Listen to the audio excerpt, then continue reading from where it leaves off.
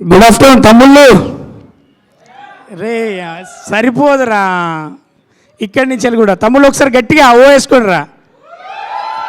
మీకు ఆకలి ఎంత అయితే అంత గట్టి కూడా రా.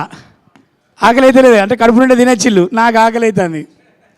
నేను ఏదో తొందరపడి 3:30 2:30 అనుకుని వచ్చేసి ఇక్కడ 2 గంటలకే ఉన్నా, హాఫ్ అన్ అవర్ బిఫోర్ వచ్చేసి. ఇక నాకు ఆకలి అవుతుంది రాములా. కానీ సక్సెస్లో ఆకలి కూడా తెలియదు కదా, ఎవరైనా మాట్లాడుకోవడానికి ఉంటే అది తెలియకపోవు.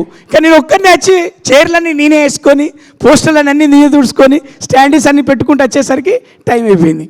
సో ఎనీహౌ మనందరం కూడా ఇప్పుడు చూశారు కదా, నేను మొన్ననే చెప్పిన థియేటర్లో మంచి సినిమా ఇది, థియేటర్ ఎక్స్పీరియన్స్ ఇచ్చే సినిమా ఇది ఒక్కటి మాత్రమే చెప్పగలను.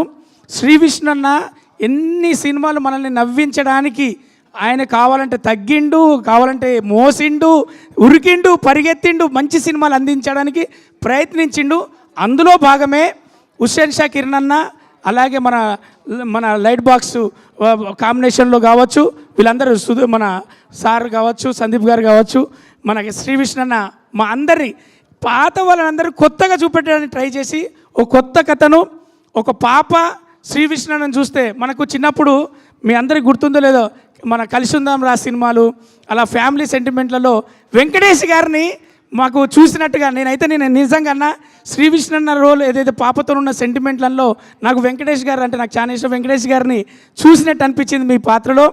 అలాగే మీరు సస్పెన్స్ చేసినప్పుడు ఇంతకుముందు సినిమాలో సామజవర్గా మన కాంచలి మీ బాడీ లాంగ్వేజ్ మీరందరూ కూడా యూత్తో పాటు పోటీ పడి మీరు చేస్తున్న ఈ సినిమాలో సెటిల్గా ఒక పాదం కదపకుండా సీన్లు నడిపించే క్రమంలో ఒక స్క్రీన్ ప్లే కావచ్చు, ఒక ప్రతి విషయంలో సుదర్శన్ అన్న కావచ్చు, అయ్యప్ప శర్మన్న కావచ్చు, చిన్న రోల్ అయినా కానీ ముద్దుగా చేసుకుంటూ, కానీ ఇలా టెక్నీషియన్లలో మాకు ఫీడ్బ్యాక్ వస్తుంటుంది.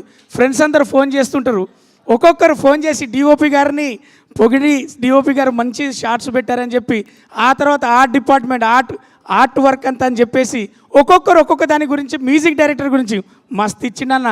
కొన్ని సీన్లల్లో భలే వచ్చింది. కానీ అంటే ఆ సీన్లో మనందరం ఇన్వాల్వ్ అవ్వడానికి కూడా మ్యూజిక్ డైరెక్టర్ గారు బాగా పనిచేసిల్లని చెప్పి ఒక్కొక్క క్రాఫ్ట్ గురించి కూడా మనల్ని చెప్పడం జరిగింది.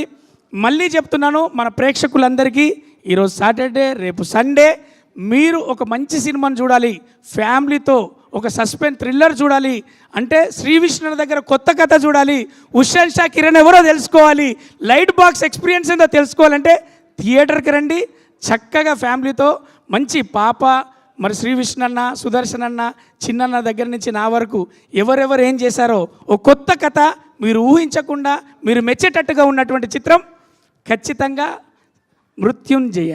థ్యాంక్ యూ మధ్యలో ఎందుకు నా వైపు చూసి మృత్యుంజయ అని ఒక రొమాంటిక్ లుక్ ఇచ్చావు? అంటే ఇప్పుడు వాళ్ళందరూ చూస్తావు, వాళ్ళందరూ ఒక్కొక్కరు వీడియోలు చూస్తారు, నువ్వే నన్ను చూస్తున్నావు, అది నాకు చాలు కదా.